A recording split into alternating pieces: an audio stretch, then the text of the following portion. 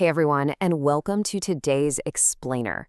I am so thrilled to guide you through a topic that is absolutely fundamental to how our entire society functions, and yet it operates almost completely behind the scenes. Today, we're going to explore the invisible wall of democracy. This is the crucial, often unacknowledged barrier that separates the heated, unpredictable world of politics from the cool, calculated machinery of administration.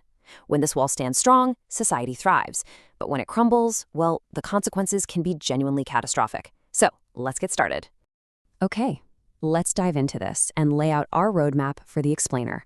We'll be looking at 5 key areas: defining impartiality and bias, public versus political impartiality, the politics-administration dichotomy, why non-partisanship matters, and finally, breaches and systemic failure.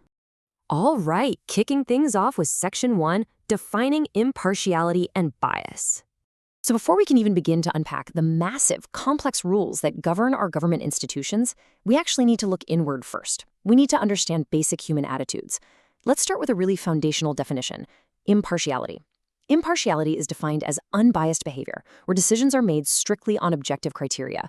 Basically, it means completely stripping away any personal bias or prejudice when you're making a choice. This concept is the absolute baseline for everything we're going to explore in this Explainer. It's the gold standard for how anyone in a position of public power is expected to operate day in and day out. But to really understand impartiality, we kind of have to look at its opposites. And there's a really subtle but absolutely crucial distinction here between how we think and how we act. Think of it like this. Bias is an attitude. It's an internal inclination or prejudice, often at the cost of others. Partiality, on the other hand, is the behavior that actually results from that biased attitude. So bias is the internal thought, and partiality is the external action. Understanding this specific difference is key to understanding how governments actually try to regulate the behavior of their officials. Moving right along to Section 2, public versus political impartiality. This is where we take those psychological concepts of thought and behavior we just talked about and apply them directly at the institutional level, specifically within the civil service. Let's look at political impartiality first. The source material defines this beautifully. It is about serving the position, not the person. Just think about that for a second. A civil servant must serve the government of the day to the absolute best of their ability, completely putting aside their own personal political beliefs. They must give the exact same high-level treatment and dedication to all politicians, utterly irrespective of that politician's personal ideology. The whole goal here is to retain the confidence of the ministers by being flawlessly objective. Now, what's really fascinating here is just how incredibly restrictive these rules actually are in practice. To ensure complete objectivity, a civil servant operates under some intense constraints. For instance, they absolutely cannot criticize a minister's views or decisions publicly. No way. Even if they personally, vehemently disagree, they must explain and implement the minister's policies with total objectivity. On top of that, a civil servant cannot disclose the private advice they've given to those ministers. It is a locked vault of professional discretion. But hey, impartiality isn't just about dealing with politicians, right? It's also about dealing with the public. Public impartiality is a constitutional obligation, specifically under Article 14 in India, which means equal treatment for all. Grounding this in everyday reality, it means making a major celebrity like, say, Salman Khan wait in the exact same queue as everyone else. No special favors at all. However, the source notes a really brilliant nuance here. In unequal circumstances, strict impartiality sometimes has to be replaced by equity and fairness. And that is exactly why true impartiality actually allows for separate lines for the elderly or women or reservations based on social backwardness. It's really about leveling the playing field.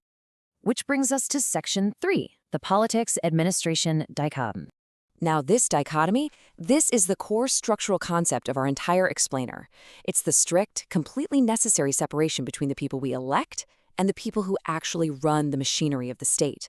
But before we separate those roles, let's separate 2 vital terms that get confused all the time: political partiality versus political partisanship. According to our sources, being partial is passive in nature. It's that internal bias we talked about that might leak into a behavior. But being partisan, that is active. Political partisanship is taking an active, participatory role in the politics of the day. For a civil servant, while partiality is definitely bad, active partisanship is the ultimate line that must never, ever be crossed. And this brilliantly illustrates exactly why that line exists. Look at the complete opposite natures of these 2 roles. On one hand, we have politicians. They are non-professional in an administrative sense, they are temporary because they're subject to elections, they are inherently partisan, and their main job is to formulate policy. On the exact opposite hand, we have civil servants. They are highly professional, they are permanent fixtures of the state, they are strictly nonpartisan, and their job is to implement that policy. Because their natures are literally opposites, they have to remain absolutely separate to function properly. Which brings us to the bedrock of this entire system, non-partisanship. As defined in the source, it means keeping strictly aloof from the politics of the day.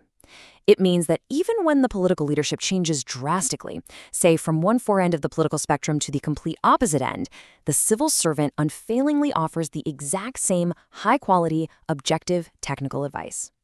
This is designed specifically to maintain harmony between the temporary lawmakers and the permanent implementers. And ultimately, it ensures good governance for the public. All right, Section 4, Why Nonpartisanship Matters. We've talked a lot about the theory, but let's pivot to the tangible benefits. Why does this invisible wall matter directly to your trust in your government? Well, the consequences of maintaining this nonpartisanship are profoundly positive.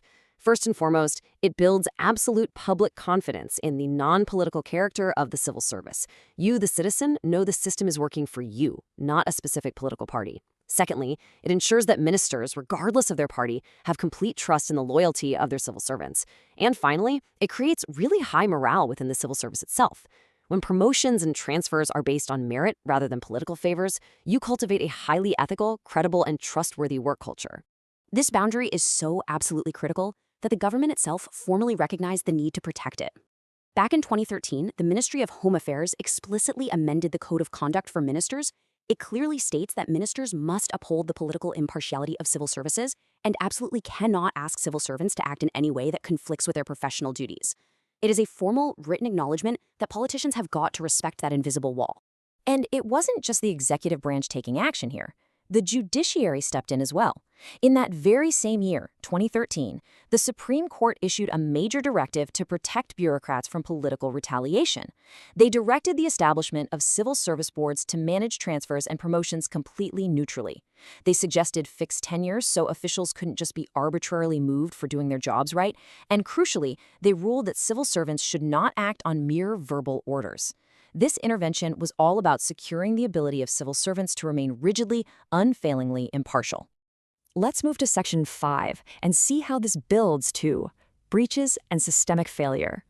So we've seen the ideal structure. Now we have to examine the dark climax of our explainer. What exactly happens when this invisible wall falls? According to the source material, India has unfortunately seen a real corrosion of these values, manifesting in the severe politicization of the civil services. This breach shows up in a few key ways.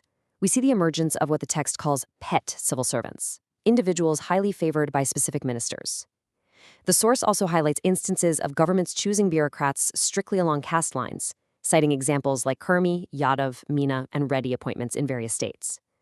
Furthermore, the breach is characterized by the frequent use of punitive transfers and suspensions against civil servants who refuse to bend to political will. This just leads to deep, deep factionalism. And the cost of this systemic failure? It's staggering. Maintaining a highly objective look at the source documentation, it explicitly states that the nexus of corrupt politicians and politicized civil servants has led to massive historical scandals. It specifically lists the 2G scam, the Commonwealth Games scam, Colgate, the Vyapam scam, and the UP medical scam. Even more tragically, the text directly connects this administrative corrosion to the failure to prevent devastating social violence, citing both the Sikh riots and the Gujarat riots. So I really want to walk you through how this domino effect plays out, as outlined by the source. It starts at step 1, the politicization of the civil services and personal affiliations forming between ministers and bureaucrats.